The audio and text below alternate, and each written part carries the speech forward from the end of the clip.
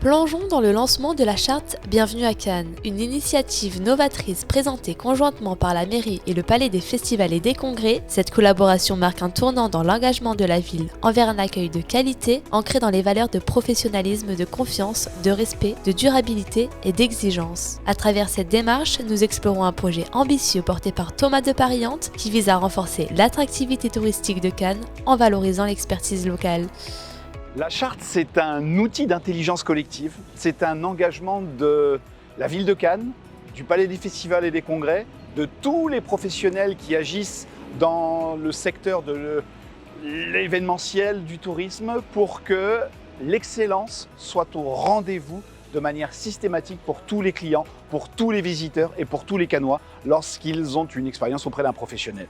L'objectif est que si elles ne l'améliorent pas, du moins elles permettent à tous les clients des établissements, encore une fois des Cannois ou des visiteurs, de pouvoir exprimer leur avis. Alors ce n'est pas un TripAdvisor, un Booking ou un Google de plus, c'est un outil qui est partagé par l'ensemble de ces métiers pour que nos clients puissent exprimer ce qu'a été leur satisfaction et pour que, en temps réel, les établissements concernés, mais également l'Office du tourisme, qui va agir en tiers de confiance, puissent avoir connaissance de tout ce qui a été émis comme jugement. Ça peut être des critiques positives, en tout cas on l'espère, parfois des critiques négatives, et l'objet est qu'on puisse disposer d'éléments objectifs qui nous fassent réagir tout de suite. Et ce qu'il y a d'intéressant, c'est que les avis qui sont émis par les clients des établissements ne sont pas des avis visibles du grand public. C'est vraiment une messagerie interne qui a pour but de nous améliorer collectivement. Ce qui se passe, c'est que le client, encore une fois un Cannois ou un visiteur, a l'opportunité, dans l'ensemble des métiers concernés par cette charte, d'exprimer un avis.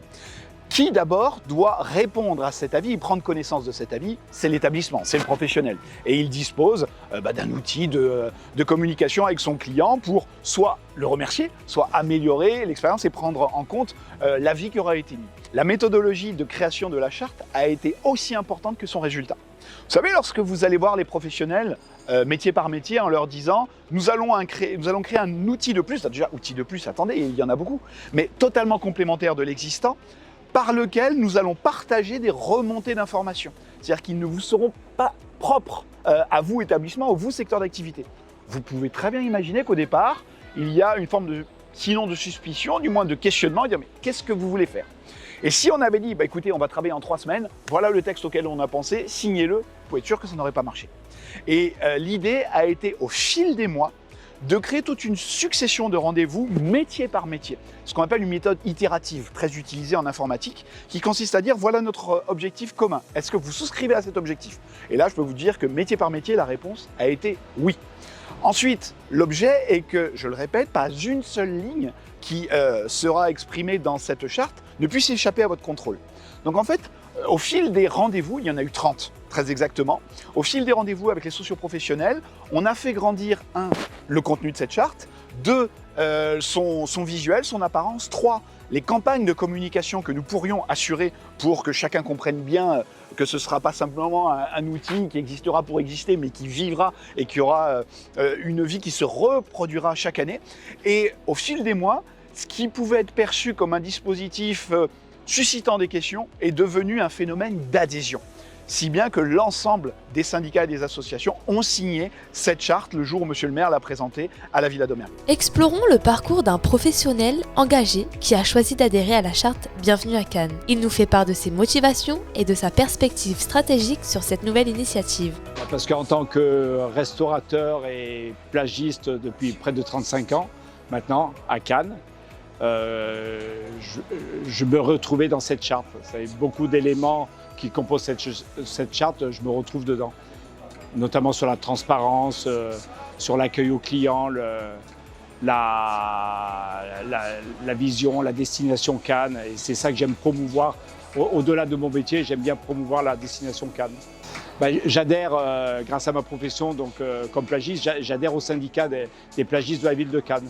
Et c'est vrai qu'on a souvent des réunions avec notre président et plusieurs catégories socio-professionnelles.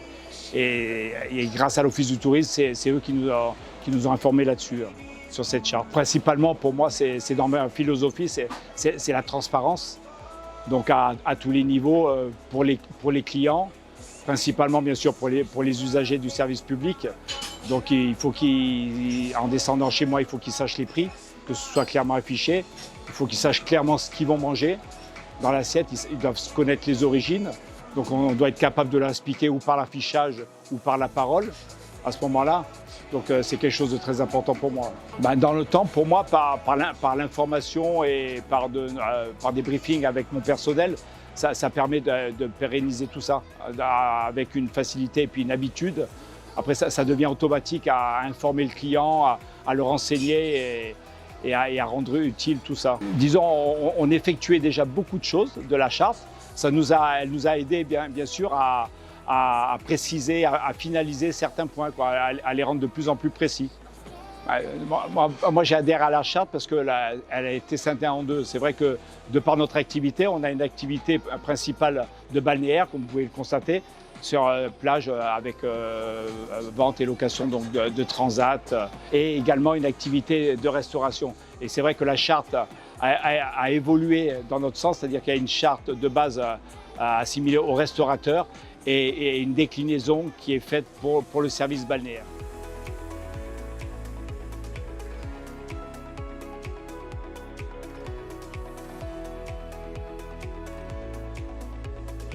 Écoutez, je pense qu'on va accentuer encore la politique qui est déjà la nôtre, d'avoir un comportement rigoureux dans l'accueil du client, dans la façon de le transporter, dans les meilleures conditions possibles et en respectant notre réglementation. Toujours pareil, toujours en restant dans l'approche professionnelle, en respect du client et dans la vision politique de la ville de Cannes, dans l'excellence au niveau de la réception des congressistes, puisque ça fait 2 ans qu'on est meilleure destination mondiale de congrès. On va essayer d'amener les taxis cannois à être les meilleurs taxis au monde, autant que faire se peut. La charte qu'on a signée et qu'on a élaborée en collaboration entre le syndicat et la coopérative et la mairie de Cannes, on s'engage à accueillir le client en ayant une tenue appropriée, à avoir des véhicules propres, à respecter nos engagements au niveau des réservations, des horaires pour les clients, à savoir qu'on peut déjà avoir un retour s'il y avait des problèmes au niveau du taxi, dans la mesure où nous dépendons de la mairie et que sur nos tarifs, il est précisé qu'on peut en référer à la mairie en cas de problème. Le retour des QR codes nous permettra individuellement de chaque taxi, dans la mesure où ça circule entre le taxi, le syndicat et la mairie, d'avoir un retour et de corriger d'éventuels comportements qui ne seraient pas rigoureux. Au niveau de la charte, nous aurons un autocollant spécifiant que nous adhérons à la charte à l'extérieur du véhicule, avec le QR code à l'intérieur. Après, ça sera un peu le rôle de la mairie et des services de tourisme de promouvoir cette charte. Et après, voilà, on va faire en sorte de le promouvoir aussi, surtout au sein de notre communauté de taxi. Et puis après, je pense que les clients, petit à petit, qui peuvent passer par ce biais pour, entre guillemets, apprécier nos services. La charte Bienvenue à Cannes incarne l'engagement pour un accueil de qualité reposant sur le professionnalisme, la confiance, le respect, la durabilité et l'exigence. Elle valorise les professionnels engagés et contribue à l'attractivité touristique de Cannes, assurant ainsi une expérience inoubliable aux visiteurs.